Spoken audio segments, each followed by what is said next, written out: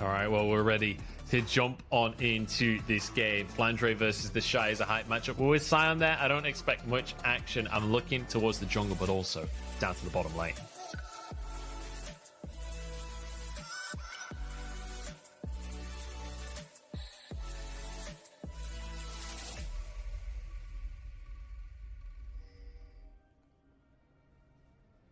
We're on to the Rift, ladies and gentlemen, for game number 1 here between IG and EDG, and this should be an insane series. IG, the style that classically you will think of is that skirmish-heavy, win lane, win game, kind of just take advantages from the laning phase and turn it into more. Here we go, triple knockup from Mako. We said he's on form, and he proves it right here. Easy kill comes through for Viper as they start the game strong. He wants a little bit more as he goes on to Puff, but won't be able to find it. Second gank bot from JJ. This time it works out. And it was a really nice counter gank, right? So EDG are the ones with the better position because they bait IG out. They also pull some key summoners, Puff having to burn his flash, Lucas not having flash as well, so I really like the counterplay coming out from EDG, and this has been EDG's bread and butter majority of the time. Despite the fact that they're a team that we say can play around all 3 lanes, they've been primarily about setting up Viper and Mako.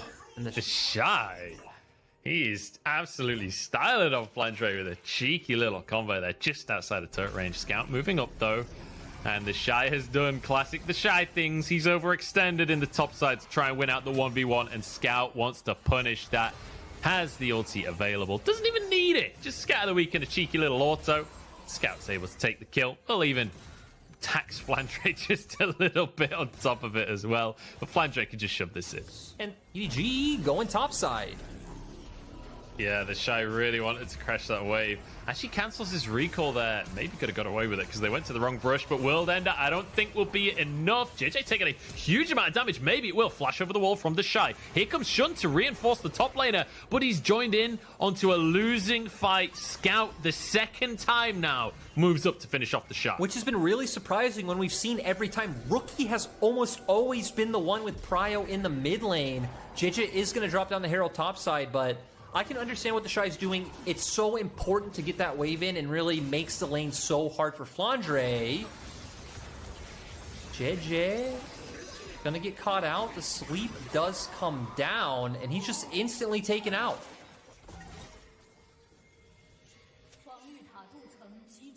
I am once again not hearing Munchables, so we're just gonna continue. The Shy coming in with a TP. Flandre is a bit overextended. Is getting taken down right away, and this really nice answer by IG, but their top lane turret is extremely low. So we are seeing IG at least make some counter moves. The gold is close, but at the same time, I think it's feeling really good for EDG to have this turret lane down. We are starting to see the members of IG starting to transition towards that bot side, but Mako and Scout not able to find the pick in the mid lane. The best of both worlds. This is Mako. Oh, has to flash. He doesn't have his ulti though. He could still be in trouble. The root from the blade collar is there, and Puff grabs the kill. Now JJ wants to answer. He's real quick, but he's just galloping back and forward on the spot. Decides against the play. And this is the discipline we talked about with EDG. I don't know any other LPL team that would not commit to trying to grab a counter kill right there, but JJ respects that they can't win that fight, and they just accept that they lose their well, let's not actually put any money down on the line as we get a pick here onto Mako.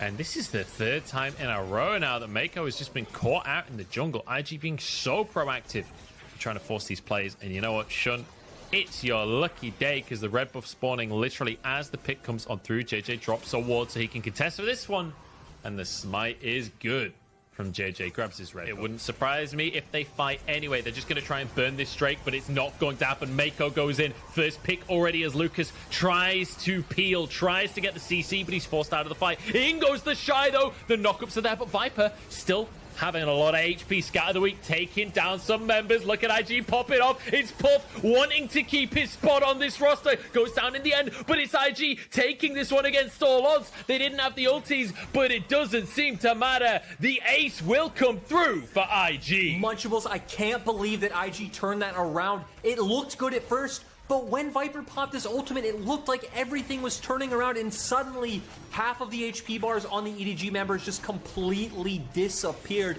I can't wait to get a replay of that one. And IG now on Soul Point are in a good position to take this, and we're going to get a replay right away. Rookie is the one aggressively playing forward, trying to zone them out.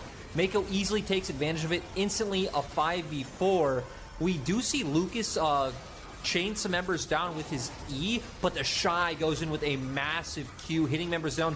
Viper not really able to get anyone with his ultimate, but Lucas does go down, and Puff, like you said, transitions to the backline, flashes to the side, and wants to keep a starting spot on this roster, deleting members.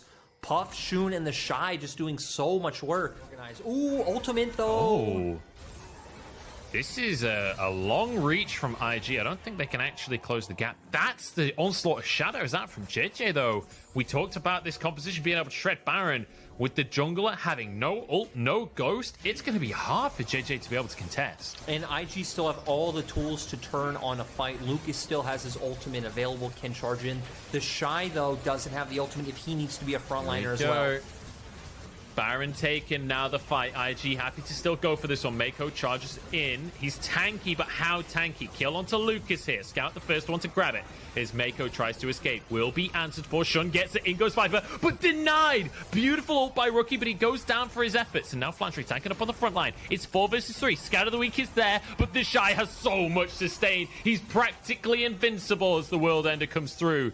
EDG only get 2 kills for themselves. IG, 2 kills for a Baron. You're going to take that trade. IG are definitely happy. I don't think they necessarily needed to lose 2 members. They're the ones who opted into the fight themselves. Oh, they're not done just yet. They're going for more. And look at Puff go. He is not afraid to make the play. The triple kill comes through from last year's AD carry. And he wants to make 2021 his year for the comeback. And this is definitely going to at least be an inhibitor for IG. I'm not sure if they have the ability to close it out, but death timers are sitting around 30 seconds. Nope. I think it will just be an inhibitor, Munchables, but that's still massive for IG. Well, they're TPing in. If there's any team in the league that will buy it off more than is reasonable, it's IG. They want to at very least pressure this on. Mako knows that he has to try and defend this push. He's trying to pull the minion wave away. He's buying as much time as possible, but is it enough? Scout now trying to push the wave away.